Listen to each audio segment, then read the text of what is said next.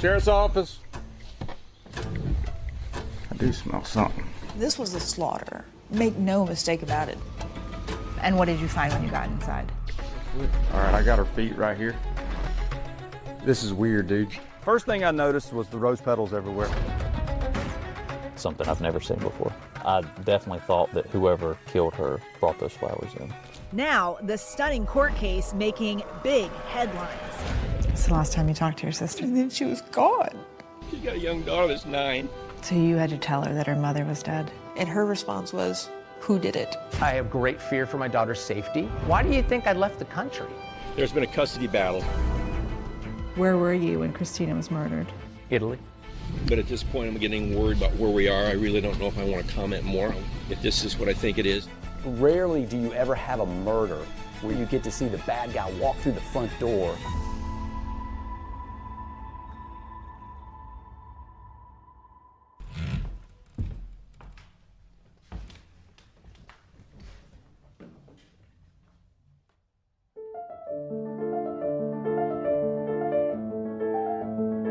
This isn't your typical murder that you see. When I walked in, there was a smell like a pesticide smell. The whole thing seems surreal.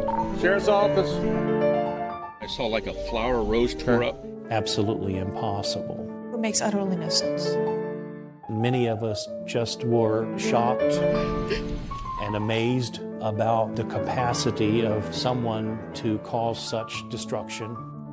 This was the manifestation of hate.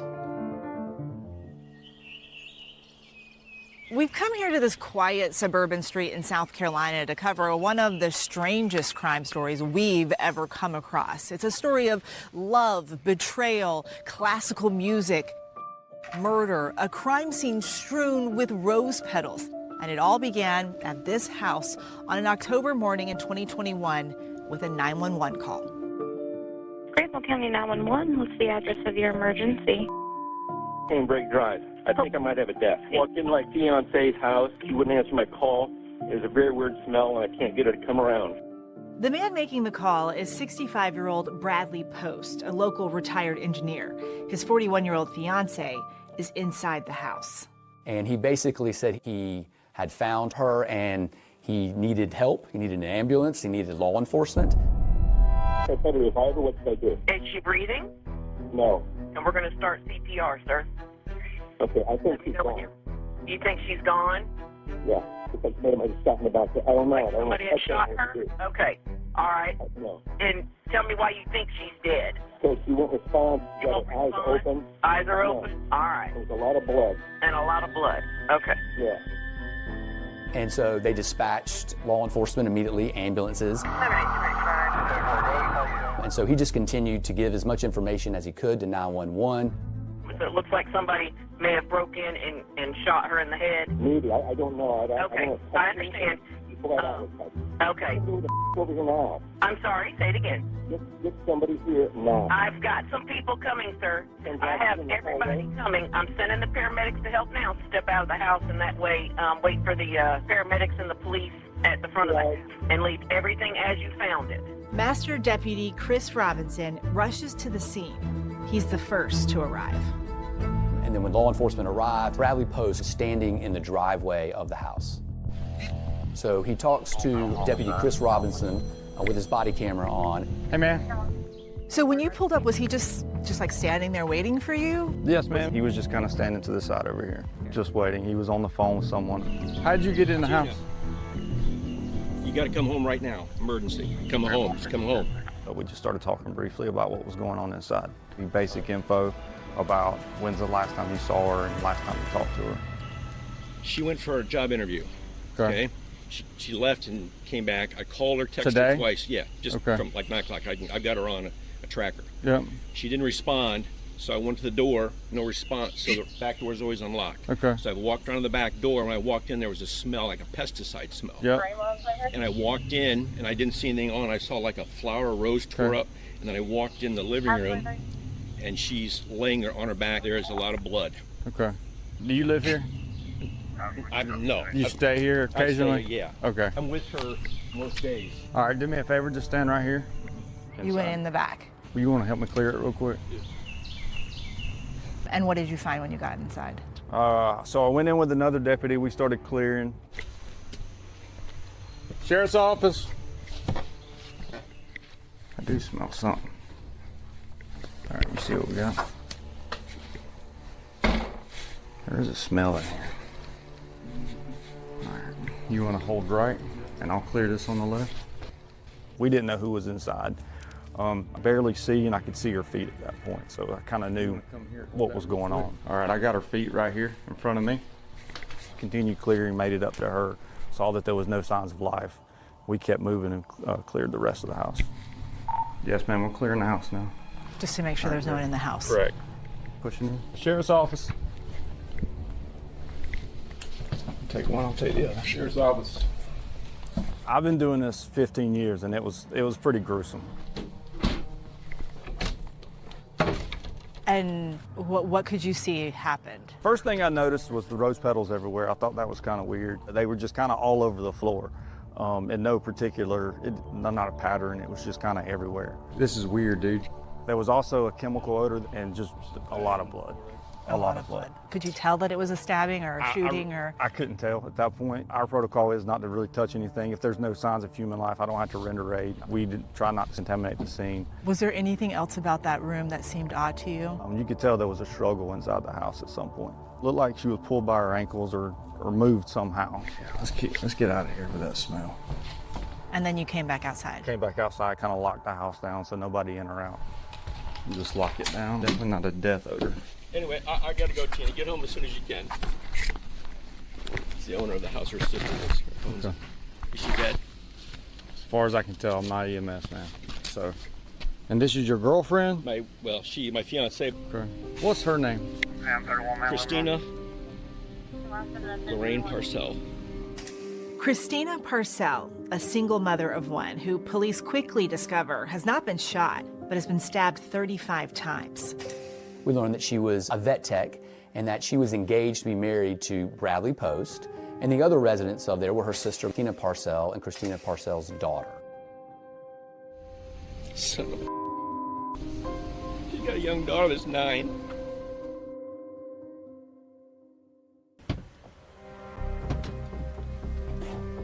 Lead investigator Jared Sparkman arrives to the scene shortly after Deputy Robinson. When you pull up to the scene, what do you see? There's a lot of deputies, investigators already here. Describe to us this crime scene. So it was very unique. First of all, you don't have many murders that are stabbings. You also see rose petals scattered around in the room where she's at.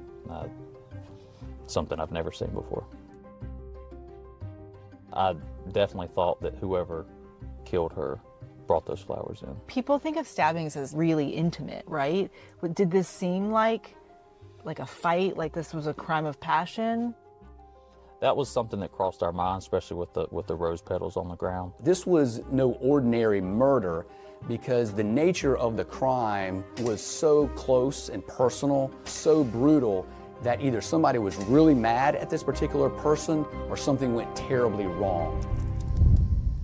Obviously, the first person that you want to talk to is the person that discovers the body. The fiancé of the person. He's definitely someone that we want to talk to quickly. What was he like? Pompous. Always wanted to be the smartest person in the room or the richest person in the room, preferably both.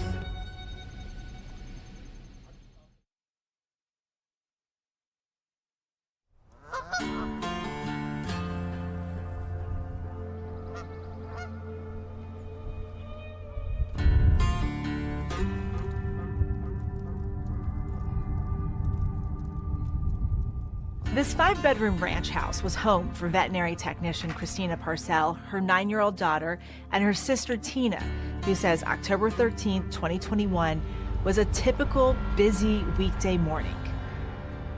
It was just so exceedingly normal. Not a day you would have thought anything of. Never.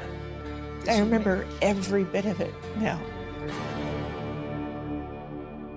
She had a job interview that morning. She was trying to find a job with more hours, better pay.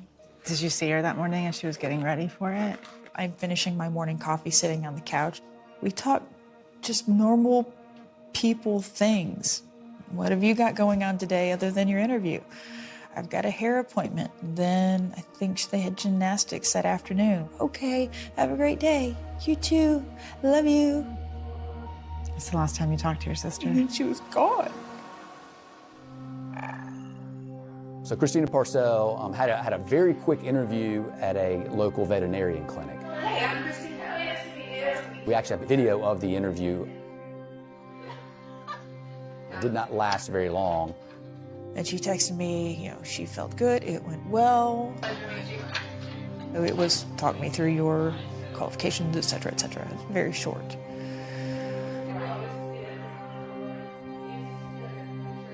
And then she drove back, and she returned back about 9:07. And we know that because she passes by a Ring camera 3 doors down, and we see her car pass by. Meanwhile, Tina is at her office, 20 minutes away. I was at work, and my phone says, you have a voicemail. And it was post telling me there was an emergency at the house, and I needed to come home. Tina, this is Brad. You need to call me quick. There's a problem with Christina at the house. Please call me now. So I call him back, and he says, you have to get here. I think she's dead. I'm like, what happened? He's like, I don't know. I can't tell. So you race home? Absolutely race home. I get there about 11:30. They wouldn't tell me that she was actually dead for the first hour, maybe hour and a half. It's a tragic end to a sibling relationship that survived ups and downs, beginning with an incredibly close bond. She was younger, I was older. 2 years apart? 2 years and 4 days. Our birthdays were 4 days apart, so we would have birthday parties kind of around the same time. We were each other's best friends, basically, growing up. She was smart. She was quick-witted, and she was kind. Her sister says Christina loved running and gifting friends with her professional-looking homemade chocolates. And she had ambitions for a new career. She had gone back to school for nursing. She seemed exceptionally devoted to her daughter. Christina Parcell shared custody with her ex-boyfriend, John Mello. 5 months before her death, she and her daughter had moved into Tina's home in Greer, a suburb 12 miles from the city of Greenville. Greenville, South Carolina is a city nestled in the foothills of the Blue Ridge Mountains. It's one of the fastest growing cities in the U.S. It's known for its southern charm, its tree-lined streets, and its vibrant art and music scene. We're a medium-sized city. We have more cultural and artistic offerings than someone might expect to see in a city of this size. In theater, in dance, in the visual arts, in music. Classical music is very popular here in Greenville. As you walk down Main Street, you'll see street musicians. Good things they come to those who wait. And you hear some of the best music you would hear anywhere in the world. It is a wonderful place to come and raise children. It's a very safe place. The neighborhood where the murder occurred is usually considered a very safe neighborhood. It's upper scale, low crime area. And luckily we're able to solve the vast majority of our homicides. We have one of the highest clearance rates in the country. But clearing the county's latest homicide could pose a challenge. Back at the house, police are scrubbing the crime scene for more details.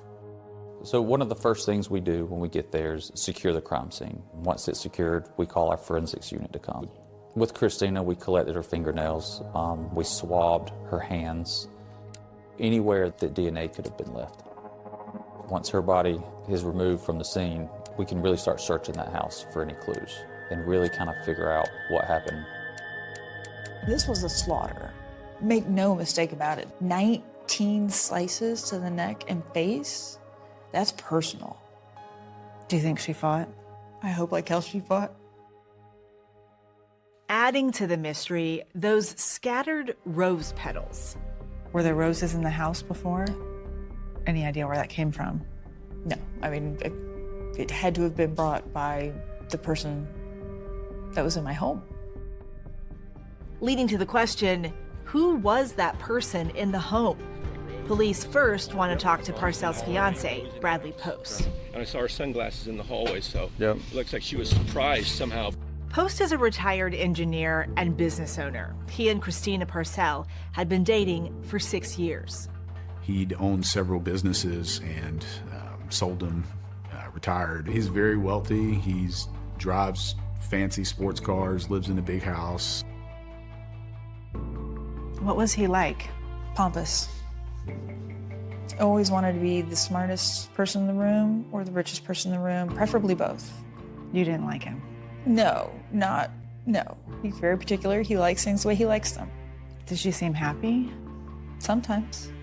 She was becoming less and less happy with Post and less enamored with the thought of marrying him. 2 days after the murder, once the crime scene was released, Tina and Bradley Post do a walkthrough with police. What'd you think of him and his demeanor that day? He was calm. You know, he wanted to be helpful. Anything unusual? I remember him putting on gloves. He had on gloves when he showed up. He just said he's just trying to be careful. Seems strange to you? You don't see that much. Did you find that to be weird? No, because he was a fastidious, persnickety man. Didn't surprise me at all that he didn't want to touch anything icky. While Tina may have found Post off-putting, it's another man she thinks police need to investigate. I can only think of one person in the world that I would instantly think of would have interest in seeing my sister murdered. I'm telling you, person of interest will be John Mello. John Mello.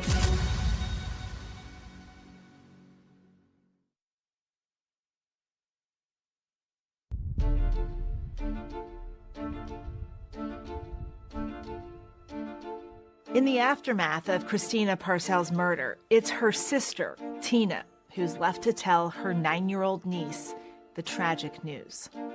So you had to tell her that her mother was dead? Mm-hmm. She wailed. And she was inconsolable sobbing. I told her there had been an accident. Mommy had been hurt very, very badly, and she died. She didn't make it. And her response was, "Who did it?"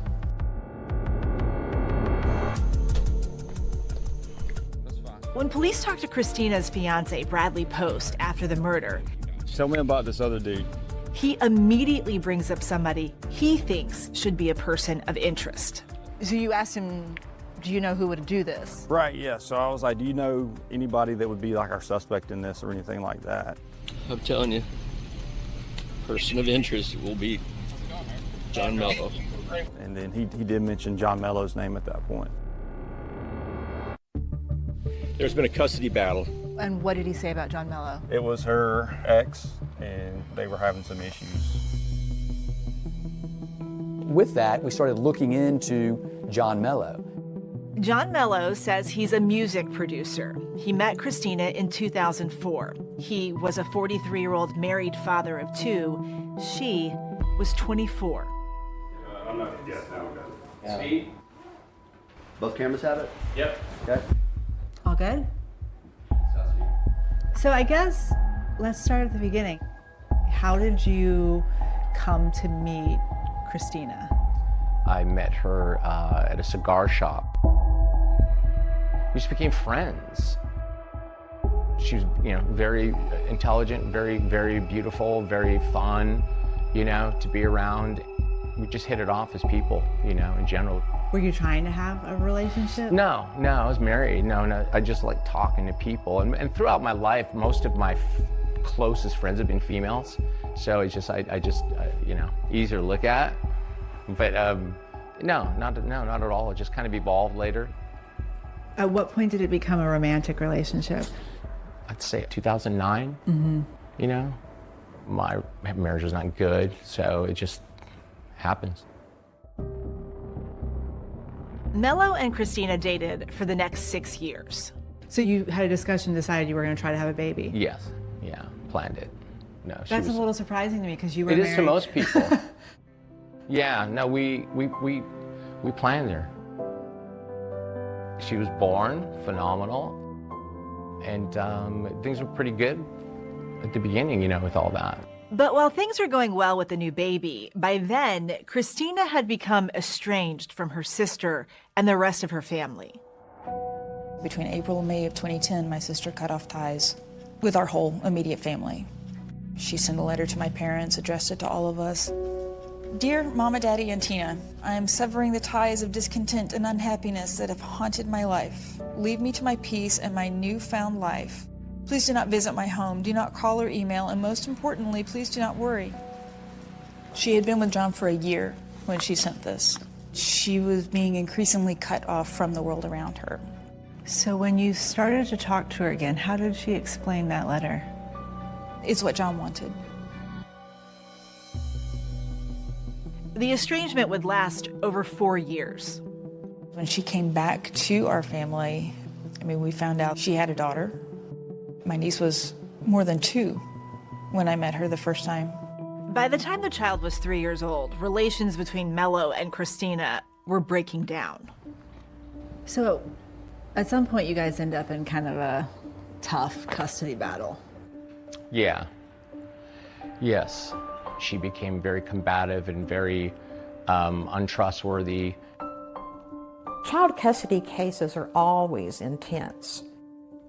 I would say that this one is probably up there, really, like a 10 out of 10. This one is probably as intense as they ever get. In 2016, Mello is granted sole custody. Christina, just visitation. In court documents, Mello describes what he calls her erratic behavior and lack of consistent visitation, while Christina says she's afraid of Mello and doesn't earn enough money to support her daughter. She basically relinquished primary custody to John Mello. In the years that follow, Mello repeatedly contacts law enforcement and the Department of Social Services about Christina, accusing her of prostitution, drug use, and even child sex abuse. 2018-ish, my daughter had come to me complaining about her mom and Brad Post. She said they made me sleep in the same bed with them and all these things. I was just like, this is not right. So I went to the Greenville County Sheriff's Department and I filed a complaint. The investigators that handled those cases found no evidence to substantiate his claims. Law enforcement, DSS, couldn't verify any of the information. In the course of their custody battle, Mello is arrested and charged with stalking, and then harassment, accused of repeatedly making unfounded accusations against Christina. Both charges are ultimately dismissed. John Mello, I can tell you that a lot of people at the sheriff's office knew who he was, and he was just difficult to deal with. He would always make crazy allegations, and then when you wouldn't take him serious, he would get angry. It's 2018 when attorney Maggie Bailey gets a visit from Christina. She came into my office to ask about possibly representing her to help her get expanded visitation with her child. She wanted to have more overnights with the child and to be able to be a regular mother.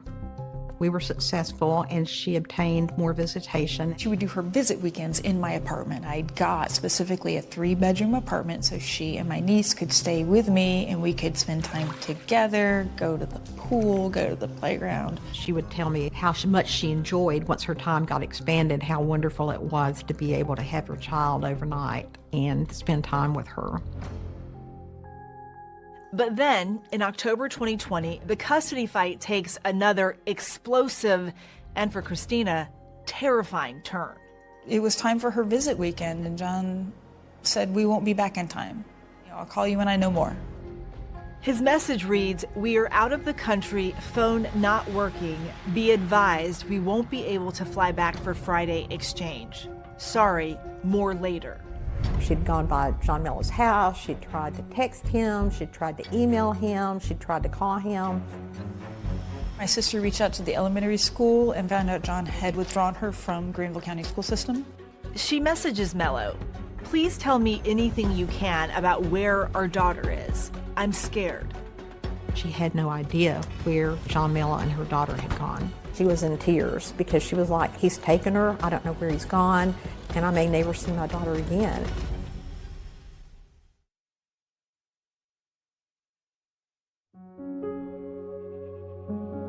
For Tina Parcell and John Mello, there's not much room for agreement, except on one thing: the strangeness of those red roses found at the crime scene. It's just a hell of a lot of effort to create something so theatrical and intentional and rage-filled to send a message. Tina even keeps an eye out for a special delivery at her sister's funeral. I had the funeral home hold every flower delivery so I could inspect them to make sure no red roses were sent, because I fully expected some to be sent. Why? Because that would be a mean and cruel thing to do. And let's just be honest, mean and cruel kind of fits the whole bill for the situation. For her, the roses add to her suspicion of John Mello. She tells investigators what happened a year earlier. In 2020, the custody battle between Christina Parcell and John Mello had become an outright war after he took off with their 8-year-old daughter. Christina has no idea where she is and frantically searches social media for clues. She just poured over the internet and looking for everything, doing all kinds of searches. And then Mello emails Christina, "Please do not bother people about us," saying their daughter is doing great. She is happy and healthy. It's just a new setup, that's all. New rules. Christina had no idea where her daughter or John was. She didn't know if they were in the United States or overseas. The first clue that she got was a picture that he had posted, and it was in kind of like a courtyard. It's surrounded by buildings, and you could tell that on the building that it was in Italy. You know, she had to blow that picture up in order to try to figure out what the sign said. John Mello took her child to Italy without any communication to Christina about their intentions. He and Christina's daughter moved to Italy permanently. She was inconsolable. She couldn't sleep, she couldn't eat. She called county police, she called the FBI, she called the State Department. Mello claims he took their daughter to Italy to protect her from her mother. I have great fear for my daughter's safety, and I always have. So why do you think I left the country? That's why you took her and you went to Italy, because you were scared for her? Yes. I have watched her entire life, her mother be a horrific human being, provided evidence to everybody. And some people believe it, some people don't. So when you went to Italy with your daughter, did you think that you were breaking any laws? Absolutely not. I made certain that my custody order was written in such a way that there were no restrictions, that I do not have to have permission to leave, that the mother just has absolutely no custody. While Christina Parcell did not have full custody, she had visitation rights. She decided to attempt to get her child back through the Hague Convention. So the Hague Convention governs international child custody disputes. You went to Italy with your sister to get your niece. She found out they had scheduled a hearing at essentially the equivalent of family court in Italy. And I asked her, "Do you want me to go with you?" And she said yes. So I instantly bought us 2 round-trip tickets. This is video from their hotel room from the day before the hearing.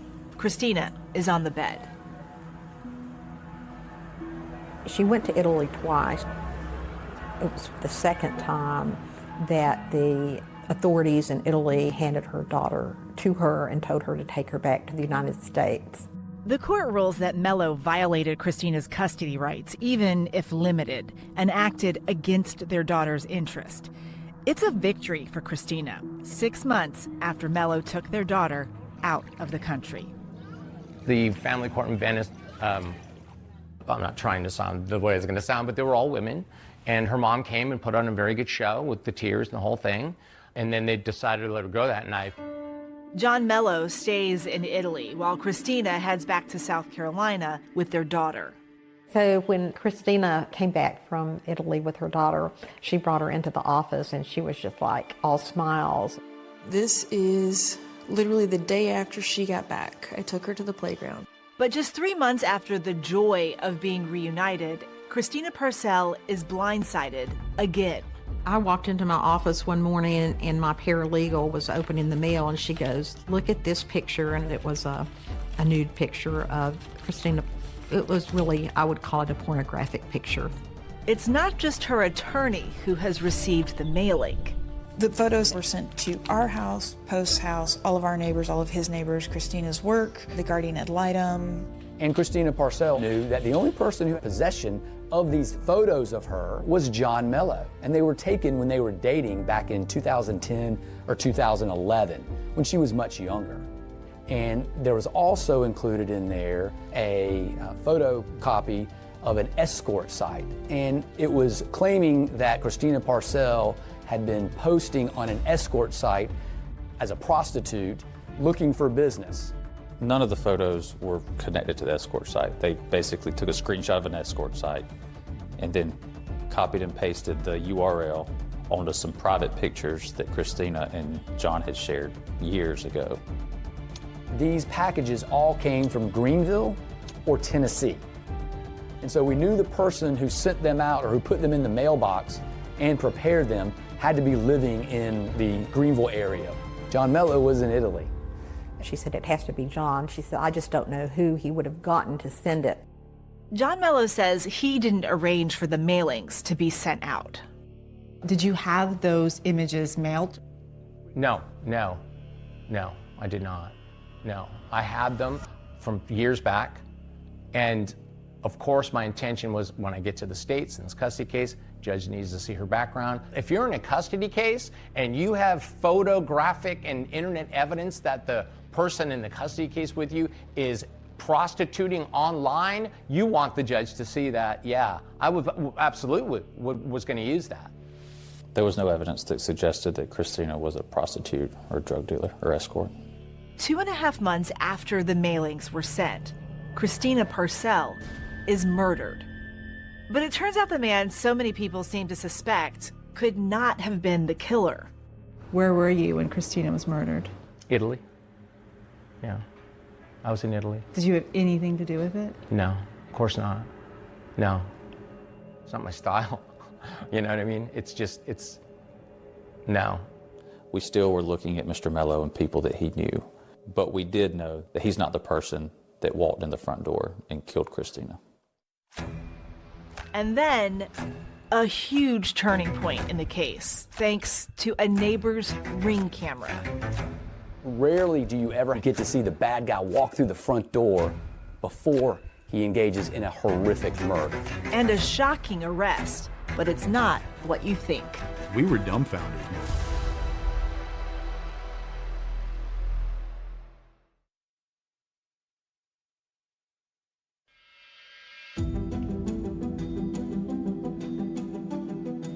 Police are investigating Christina Parcell's murder. Her fiance, Bradley Post, tells them he's convinced John Mello, despite being in Italy, should be the prime suspect.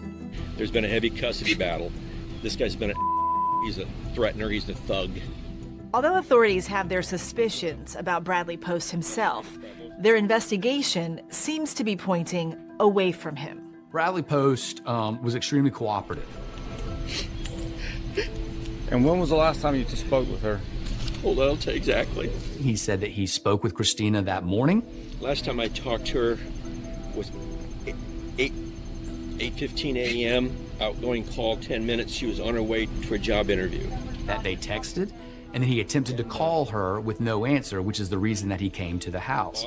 And by looking at his phone, as well as Christina's phone, we were able to confirm that he was in fact telling the truth. Because normally when she leaves somewhere, she'll send me a text with I'm on my way back. Right. And I didn't hear from her. In addition, the way that he was dressed and the way he appeared in pristine condition, freshly showered, in a sports coat, a white shirt, slacks, not somebody that had just committed a horrific murder. Even though he expresses some nervousness, Post continues to work with police. But at this point, I'm getting worried about where we are. I really don't know if I want to comment more. I want to help you, but if this is what I think it is, that's fine. But then investigators stumble upon what they claim is evidence of an entirely different crime. Okay. Bradley Post agreed to allow us to look at his phone. He signed a consent form, a waiver. He gave us his password. We weren't expecting to find anything, but while reviewing his phone, we found some material that resulted in him being arrested for criminal sexual conduct with a minor.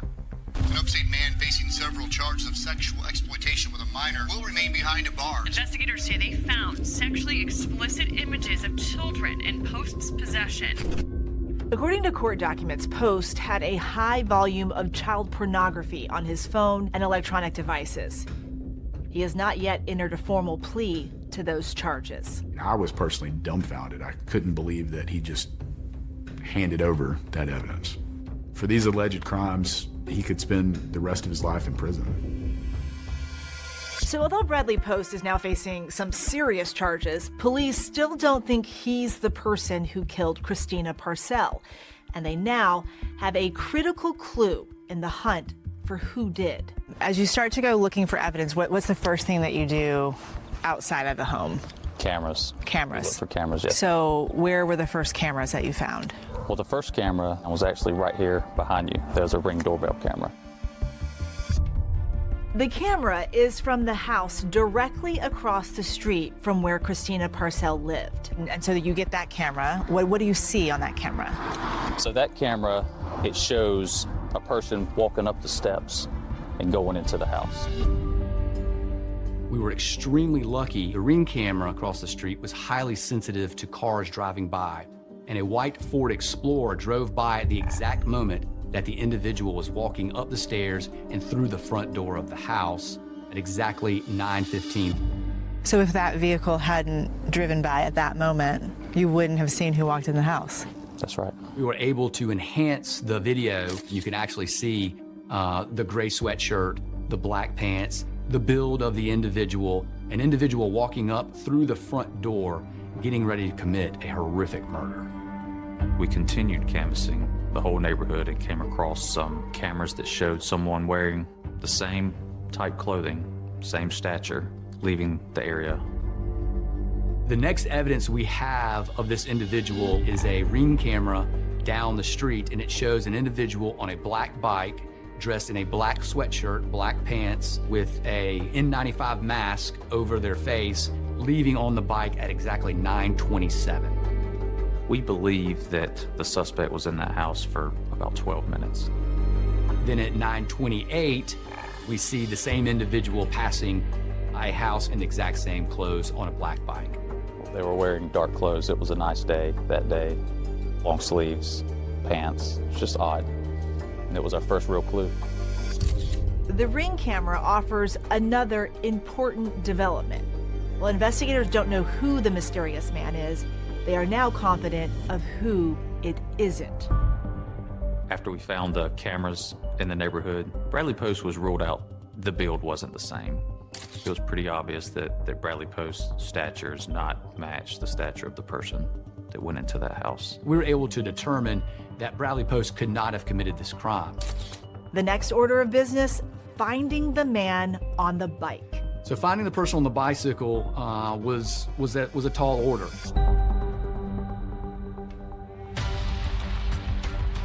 Turns out the man on the bike will not remain a mystery for long. At the point you heard there was a suspect, were you surprised? Police zero in on somebody you'd never expect. Will this finally explain the crime and those odd rose petals? We had no suspects, and then with a click of a button, it's like, well, we just figured out who did it. Felt like I just won the lottery.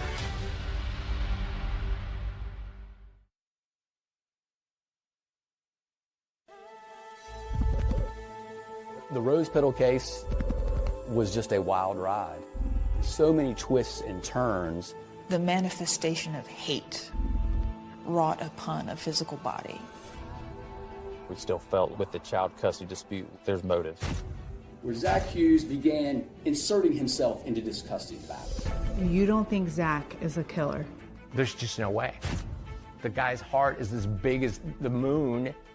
We started receiving calls that we had arrested the wrong person. It makes utterly no sense. And there is proof to that the state is hiding from you. Instruct him to be quiet. If there's no malice, there's no murder. How is that not murder? It was as close to a Matlock moment as you're going to get. Either You had some part of this, or you were caught in the craziest murder case that any of us have ever heard of.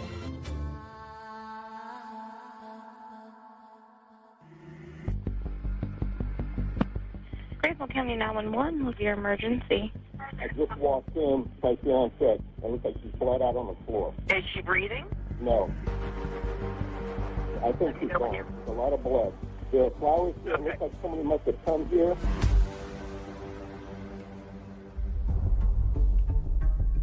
After Christina Parcell is stabbed to death in the house she shares with her 9-year-old daughter and her sister Tina, investigators piece together camera footage from around their neighborhood that provides critical details about the person who did it. The Ring camera across the street that caught the suspect going into the house was huge. Our immediate suspects were Bradley Post, because he was Christina's fiance and found her deceased, and John Mello, because they had a previous relationship and had a child together. From the Ring and security camera footage in the neighborhood, we learned that our suspect appeared to be male, tall and slender with very good posture, and arrived on a bike. It was pretty obvious that Bradley Post's stature does not match the stature of the person that went into that house. And John Mello was in Italy at the time, so we know he's not the person that walked into the door. With Bradley Post and John Mello ruled out as the killer, investigators are working overtime to figure out who the man on the bike is. We had been working, I don't even know how many hours a day. We had no suspects. Everywhere we were turning, we were just running into dead ends. Given John Mello's solid alibi, investigators decide to dig a little deeper into his circle of friends and acquaintances. We still felt like we need to talk to people that know him. Why? He's not the one that killed her, but from the information we had with the child custody dispute, we just felt like there's motive there. We learned that an individual named Michael Manigault worked for John Mello and would clean his house. So we found Mr. Manigault and we spoke with him. Like Bradley Post, Michael Manigault does not match the Ring camera footage of the man recorded entering the Parcell house. When we were able to blow up the footage, we were able to tell the person we were looking for was white. Mr. Manigault is African American. But when investigators ask Manigault what he knows about Christina's death, he gives them a new name. Tell me again how you heard about Christina. A mutual friend, me and John, Zach Hughes. He said about a week and a half ago that Christina had been stabbed to death. He goes on to tell us that Zach Hughes cleans John Mello's house with him. Is this him? Is this Zach? Yes, that's it. At that point, you start looking into Zach Hughes, find out who he is. Master Deputy Wolf, he did just a basic internet search. There's YouTube video of Zachary Hughes. The videos are from a virtual concert series Hughes did with a local museum and posted on his YouTube channel.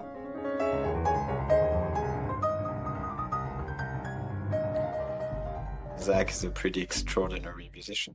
I noticed that he's a pianist, and there's a lot of articles about him and his accomplishments. I was very surprised.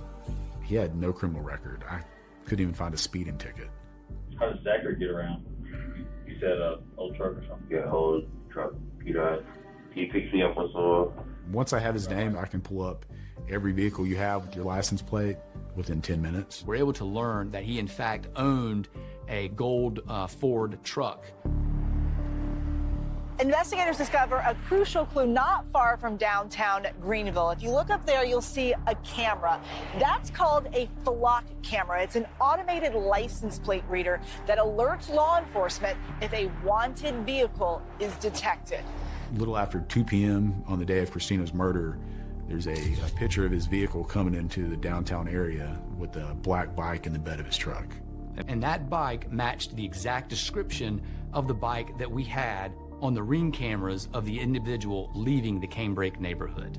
The handlebars were the same, the brakes were in the exact same place, the frame was the same. Felt like I just won the lottery. With all that information, we really honed in on Zachary Hughes as our main suspect. We get a search warrant for Zach Hughes' residence where he's staying. When we all get there, It's almost like Zach was waiting on us. He comes out calm, puts his hands up, and he backs up towards my direction. I put handcuffs on him. Anybody else in the house? Yes, sir. He never asked why we were there or what we were doing. I set him in the back of Investigator Wolf's car, and he stayed there while we executed the search warrant. We obviously want his cell phone. We're looking for the bicycle. We knew Christina Parcell had been stabbed, so we're looking for any objects that could have done that. They have a detached garage at this property, and then we were able to find the exact bike that is on the flock picture in the bed of his truck. The bike had been washed or cleaned before we were able to locate it. It was in absolute pristine condition. Investigators don't have enough yet to make an arrest, so they let Zach Hughes go, but not before obtaining a sample of his DNA. Her fingernails were broken, which made us think she fought back.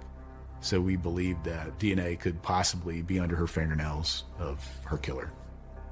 While they wait for the DNA results, authorities are trying to determine just how close Zach Hughes and John Mello really are. How did you come to know Zach? I was walking with my daughter down Main Street, and we were just a couple of weeks away from moving full-time to Italy, and he was playing piano on the street. And so he finished, and he said hello to her, and she said hello, and she says, "Do you know Claire de Lune?" And he played Claire de Lune, and it was fantastic.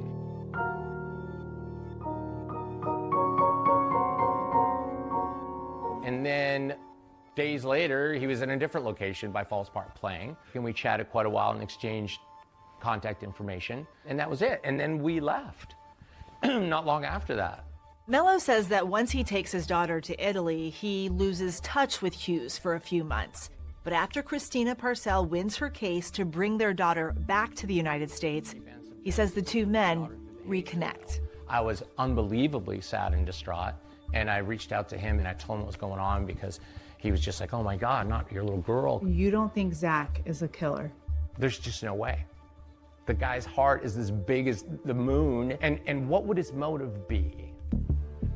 Even while investigators are zeroing in on Hughes, prosecutor Walt Wilkins has the same question. Why would Zach Hughes go kill somebody for John Mello? And if you do that for your friend, you must either be a really good friend or a really scary person. Do you think I could talk him into doing something like that for free? Throwing his life down the toilet? At his age?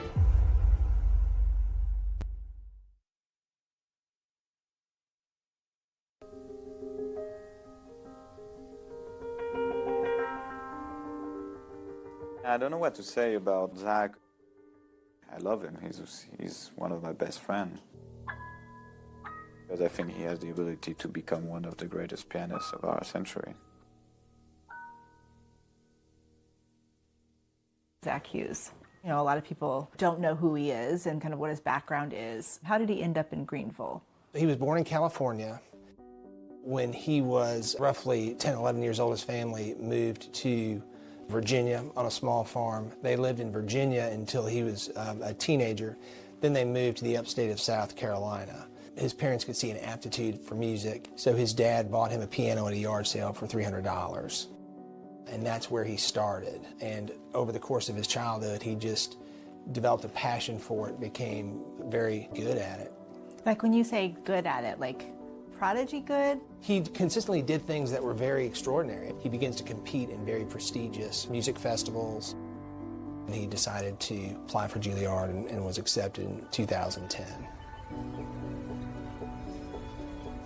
Juilliard is one of our most prestigious conservatories for musicians. To be received into the program suggests that a young artist is at the top of his or her game.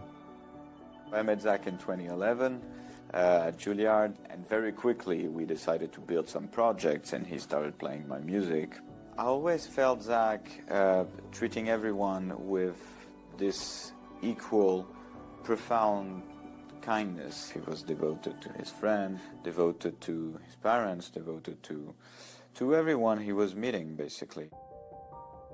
In 2013, Zach came to Paris especially to premiere my first sonata, which was called Sonata Mystique at the Oratoire du Louvre, which is a rather famous place in Paris. And it was a huge success.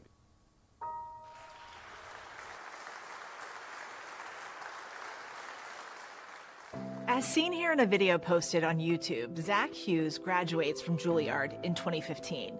He spends a season with the Knoxville Symphony Orchestra before eventually settling in Greenville, South Carolina, amid its thriving local arts and music scene. We've always punched above our weight, artistically, you might say, here in Greenville.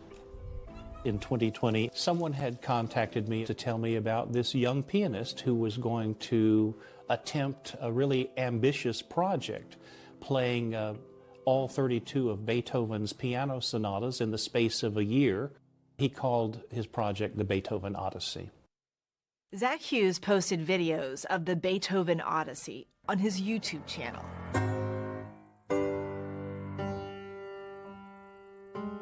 He was playing them by heart, and that was very, very impressive.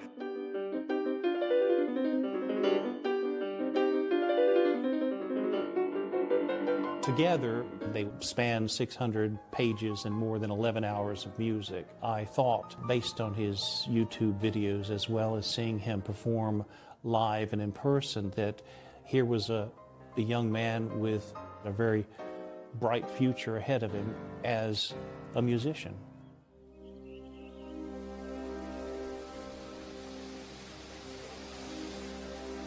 During the COVID pandemic, 𝐅𝐔𝐋𝐋 could often be found here in downtown Greenville with his keyboard, sharing his Juilliard training and his love of Beethoven with the community.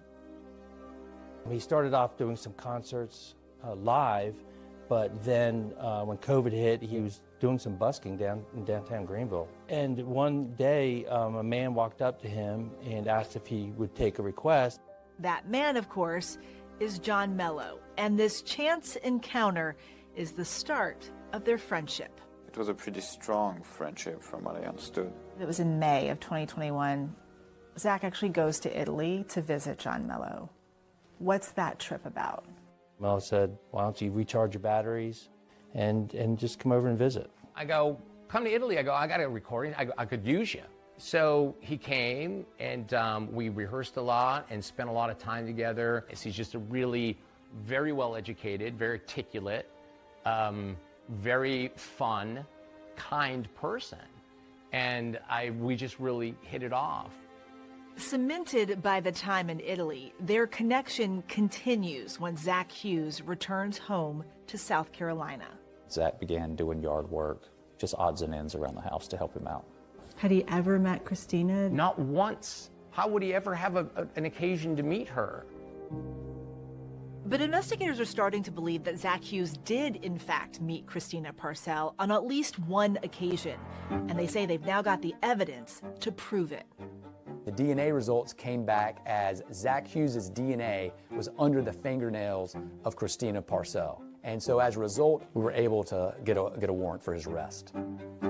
And he makes the decision to turn himself in. Typically, the people that we deal with for murders, they don't wear suits, they're not pianists. For us, this is just all very unusual. He just sat there. He wasn't rude, but he just had no emotion. And then after that, we took him to our detention center and booked him. This man locked up tonight, charged with murder. We started receiving calls that we had arrested the wrong person. And at a bond hearing for 𝐅𝐔𝐋𝐋, the courtroom is packed with supporters insisting that he's not capable of murder.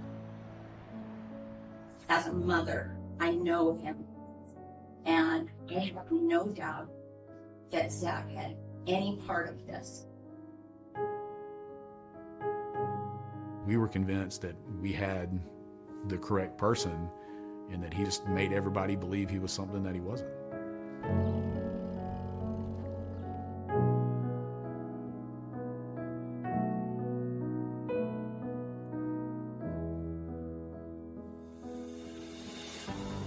Ultimately, the judge denies Hughes' bond, and now it's up to the state of South Carolina to prove to a jury that this 29-year-old piano virtuoso is also a cold-blooded killer. John Mello had a problem. He had a custody problem, and Zach Hughes solved the problem for him.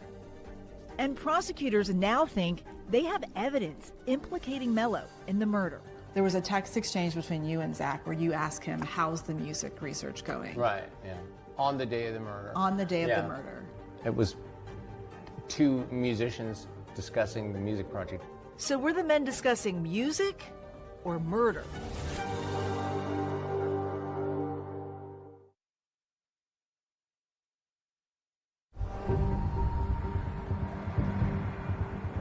Three years after Christina Parcells' murder, Zachary Hughes' trial begins. Family and friends pile in here to the Greenville County Courthouse to see if this accomplished musician might also be a killer. We will now begin the trial. State.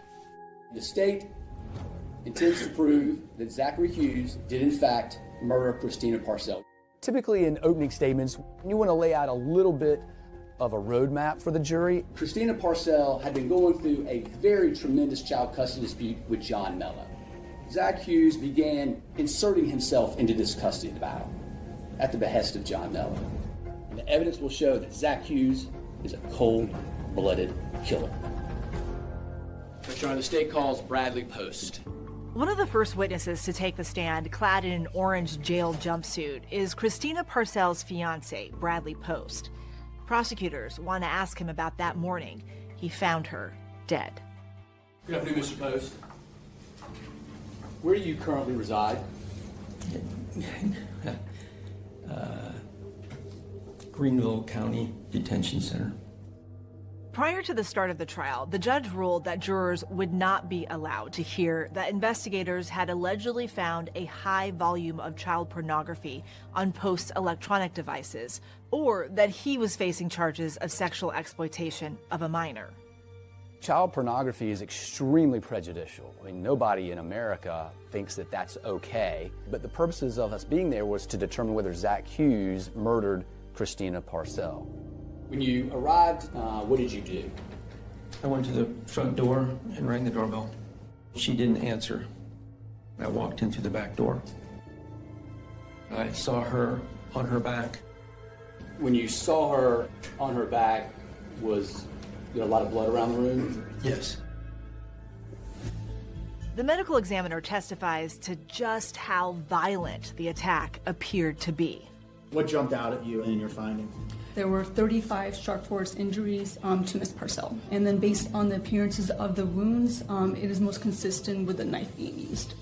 The chipped thumb fingernail, something that really stood out to me on scene. Why does that stand out to you? Broken fingernails can be a sign that the person tried to defend themselves. Next, a court-appointed attorney for the child in the custody dispute takes the stand to address the conflict that prosecutors say is at the heart of this case.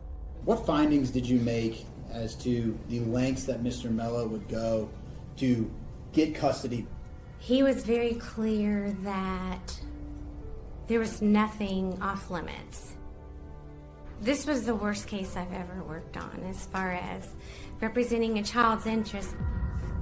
At the time of the murder, remember, John Mello was still in Italy, and that, prosecutors say, is why Mello needed Zach Hughes. When John Mello left for Italy, they began using WhatsApp to communicate with each other. After Christina Parcells was able to retrieve her child from Italy and return back to the United States, their communications increased by 10,000%. When we downloaded Mr. Hughes' phone, we obtained over 1,700 WhatsApp messages between Mr. Hughes and John Mello. But because Zach Hughes had deleted those encrypted WhatsApp messages before authorities got his phone, when they were able to retrieve them, they came back scrambled. The longer ones, obviously, we couldn't make sense out of, but some of the shorter ones, you can determine what they said. Two states 184. You recognize that? Yes, sir. This is a message from John Mello. It says, harass of her 5142. We can the out I believe he's providing Christina's phone number, which ends in 5142. He's saying harass the out of her. When I spoke to John Mello prior to Zach Hughes' trial, he told me about sending this message. They had the text of me saying, to Zach, oh, I got a private phone or something, or, use it, harass, whatever kind of thing. But his response was, no, I'm not going to get in trouble for you.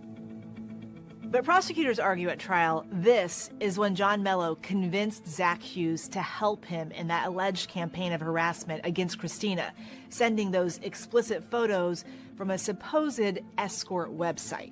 We were reviewing the Gmails of John Mello and Zachary Hughes. And inside, there was an email that came from Mullen Investigations, which we believe to be John Mello, because we couldn't ever find Mullen Investigations, and included 2 of the photos of Christina Parcell in a state of undress that were found in those envelopes.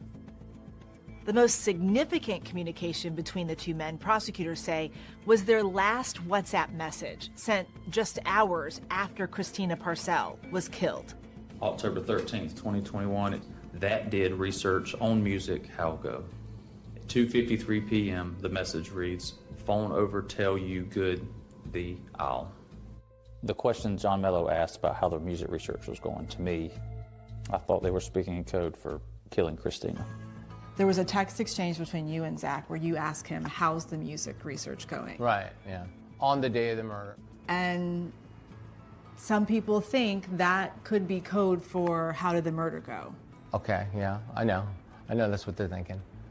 It was 2 musicians discussing the music project he was working on. It's as simple as that. That's what it is. The prosecutors have one more damning piece of evidence against Hughes to put before the jury. The cherry on top was the DNA evidence. Zach Hughes had no business being in Christina Parcell's house that day. They had no prior relationship, and his DNA under her fingernails slammed the door on this case. With the state's case laid out, it's now the defense's turn. And in a twist, they announce Zach Hughes will be taking the stand. Please state your name for the record. Zachary David Hughes. And what he tells the jury catches prosecutors and just about everyone else in the courtroom off guard. There is proof to that the state is hiding from you. Your Honor, instruction to be quiet.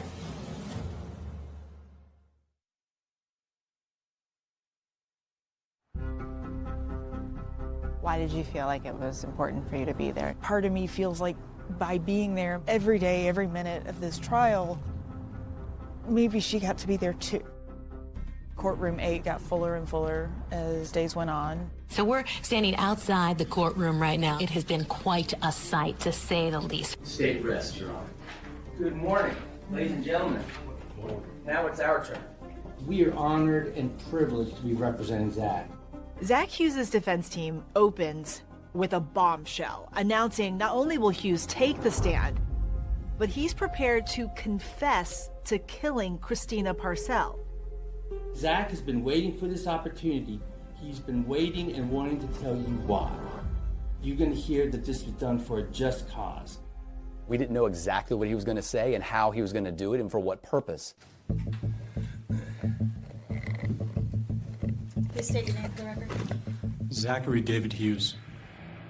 Hughes first describes how he met John Mello and learned the details of the contentious custody battle that Mello was in with Christina. He says Mello told him that he was worried for his daughter's safety. And in an attempt to help, Hughes admits he was the one who mailed those envelopes with the explicit pictures of Christina. You sent multiple mailers beginning in June and going into July of 2021, is that correct? Yes, I did. I wanted different people, such as the guardian ad litem, to have access to this information that clearly demonstrated that Christina Parcell was a danger to children and her own daughter. I'm curious why the concern for this child, a child that he doesn't really know that well. Well, he got to know the child somewhat. I think Zach is just naturally a caring person, just in general. Another point was Christina Parcell's fiance was a man named Brad Post. And Zach was convinced that Christina Parcell was going to allow him to harm her. At the beginning of October 2021, did you conclude that you had to rescue and there was no other way? Yes, I did. I had been wrestling with this since June, feeling that I needed to do something to save her, and yet feeling this incredible reluctance to do the one thing that I knew would save her because of how terrible I knew it would be to do it. It's extremely rare for a defendant to get up there and admit to killing somebody in cold blood, almost as if he was doing something for the sake of humanity. I had prayed like I'd never prayed before. He testified it was something he just felt like he had to do to protect that child, but every fiber of his being was fighting him. When you arrived at the house, what did you do? I laid my bike down in the driveway. I took a bunch of roses, and I walked up to the door and I rang the doorbell. According to Hughes, those roses found at the scene that caused so much speculation were nothing more than a ruse. And along with the flowers, he also had a gun. A woman came to the front, so I told her that I had a delivery for Lutina Parcell, her sister. And she told me that Lutina wasn't home. So I handed her the roses, and I took the revolver out and I pointed it at her, and I told her to be quiet and to go back into the house. She began to try to fight back, and during this period of time, the roses had dropped and the petals and stems had scattered. So I pulled out the knife I was wearing, and it just kept striking her until finally we fell on the floor, and I stopped striking her when she stopped struggling.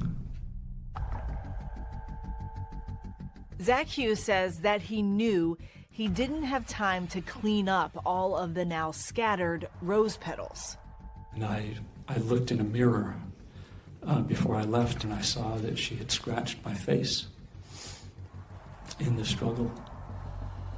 And of course I realized that this could leave DNA. So I used the paint thinner to try to clean her hands. I do smell something. The paint thinner Hughes brought with him explains that odd smell the responding officer noticed. That's true. But even after his detailed testimony, Zach Hughes' defense attorneys insist that he is not guilty of murder. Murder is defined in South Carolina as the killing of another with malice aforethought. Malice is defined as having a dark heart, a wicked and depraved heart. Zach did this without malice. If there's no malice, there's no murder. He planned this. He had a gun and a knife. He basically lied to get into the home, and then he stabbed this woman. How is that not murder? It's very important to understand the motive.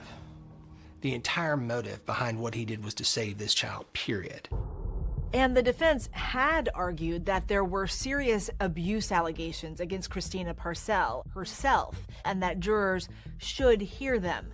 The judge ruled those accusations were irrelevant and inadmissible, but that didn't stop Zach Hughes from repeatedly making them during his testimony.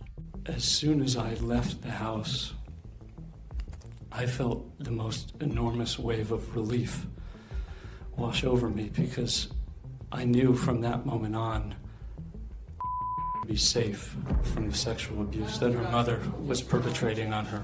And there is proof to that the state is hiding from you. Your Honor, instruct him to be quiet. Okay, you need to stop talking. That was his third sort of outburst, I believe, which I was able to strike from the record. We don't know the circumstances surrounding Christina Parcell and her child and their relationship with Brad Post. And as far as this case is concerned, it does not matter. Assuming it's all true, Christina Parcell doesn't deserve to die the way that she did. Investigators say it's also important to note that nobody knew of the allegations against Bradley Post until his arrest after Christina Parcel's murder. Zach had never met Christina. The only thing that Zach knew about Christina was what he got from John Mello. We found no evidence that Zachary Hughes knew anything about Bradley Post's alleged behavior prior to the murder. But Zach Hughes' testimony isn't over yet, and there's one more bombshell to come. I was shocked and insulted. It was as close to a Matlock moment as you're going to get.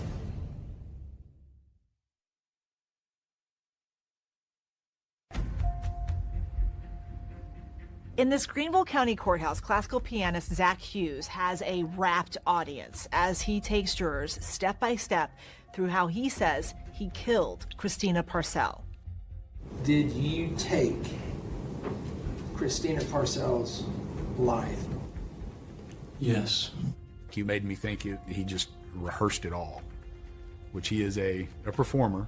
I felt like he was trying to put on a performance. So I just kept striking. And if a confession from the witness stand wasn't shocking enough, Hughes drops another bombshell, testifying that his friend and Christina Parcel's ex, John Mello, offered to pay him on 2 separate occasions to kill her.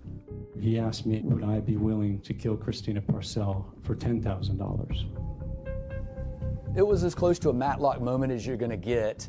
I told him, John, there's no amount of money that would ever tempt me to do something like this. The only way I would ever consider taking action like this is if I was absolutely convinced that his daughter was not only in danger, but that the only way to rescue her from that danger would be to take Christina Parcell's life. We reached out to John Mello about these allegations right after Zach Hughes' testimony, and he told us, quote, "It never happened."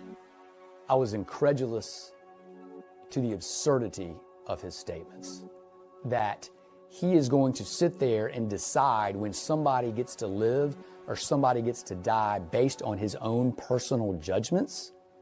That is absolutely absurd. Before he made the decision to do this, did he have any physical proof that this child was in harm's way? So I would say he did. He knew it with the information he had received from John Mello, with the documents he had received. Zach Hughes says he also had the chance to see Christina's daughter while he was visiting John Mello in Italy, and Mello spoke to her over Zoom.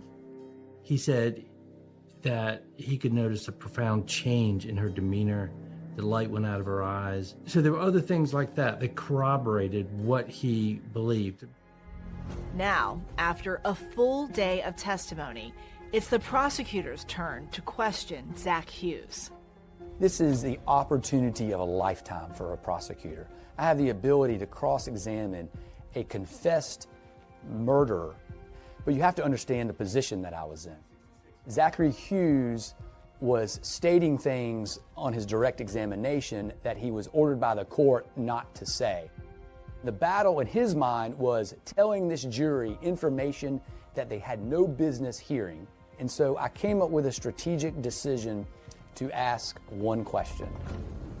Mr. Hughes, when you dragged Christina Parcell across the floor of the front room where you killed her, did you drag her by her arm or by her ankle? I don't remember for certain, but I think by the ankle.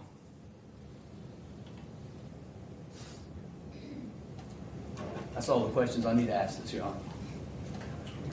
And I left Zach Hughes with the inability to say what he really wanted to say. We are about to begin closing arguments. He confessed to killing Christina Parcell, but that in and of itself does not make him guilty of murder. The state must prove beyond a reasonable doubt malice. That is the intent, the knowledge, the mental part of murder. Just because Zachary Hughes' heart is so cold and so dead that it can't be angry, that is not a defense. Vigilante justice is not allowed in this state. The evidence is absolutely overwhelming. I'm going to ask you to find Zach Hughes guilty. The case is now in the hands of the jurors, one of whom was this man, David Collins. He confessed to the crime of taking Christina's life. None of us could believe what we were hearing. I was actually wondering why we were in the courtroom and having a trial. After less than 3 hours of deliberations, the jury returns with a verdict. Your Honor, as to the charge of murder, we, the jury, find the defendant guilty. I don't understand how you could stab someone 30 times and be in a struggle with them without malice in your heart. He was trying to play God, and he was trying to play the judge, and he was trying to play the executor. Before sentencing, Zach Hughes' father speaks to the court. Thank you, Your Honor, for the opportunity to speak a few words on my son's behalf. He has such a strong moral compass and a desire for the truth that sometimes he actually hurts himself. I love my son. I'm proud of my son. Thank you, Your Honor. Zachary David Hughes, you're to be committed to the State Department of Corrections for life. The question now, will John Mello be the next person charged in this case? Are you worried they're going to arrest you in connection with this murder?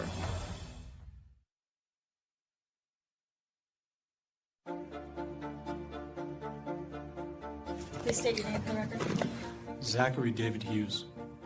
Zach Hughes' unexpected courtroom testimony has now put the spotlight back on John Mello, prompting investigators to take action. We discussed all the evidence we had against John Mello already, and then with Mr. Hughes' new statements, we believed there was enough to move forward with charges. John Mello is charged with solicitation to commit a felony and accessory before the fact of murder. Based on the nature of these charges and the situation involved in this case, I am going to no bond you. One of the people in attendance at tonight's bond court hearing was Christina Parcel's sister. You did this to your family. Your child has to know that you did this.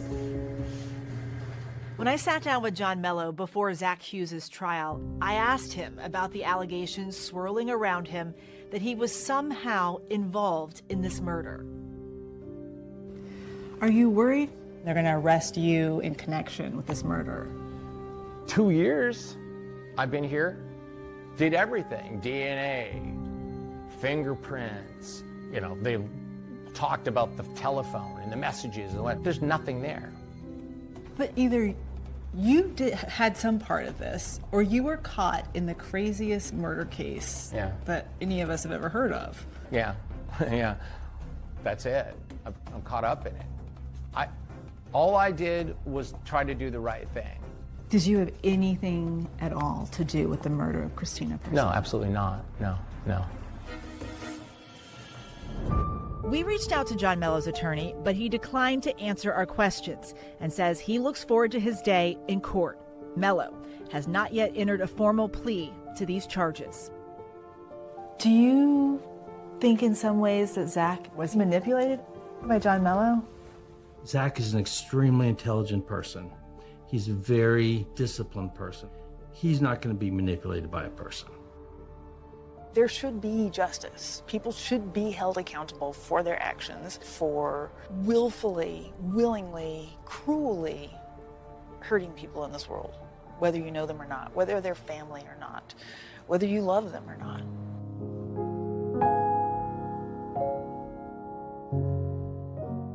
My lasting impression of this case is it was tragic. It was a heinous crime. It didn't have to happen.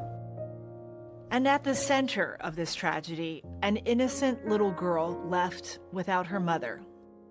Christina's daughter has been temporarily placed with friends of John Mello upon his request, following a family court ruling. Her aunt Tina is currently fighting for custody of her. Your niece. What do you want for her? The same thing I've always wanted for her. My job is for her to be safe, healthy, and happy, specifically in that order. She deserves better than this.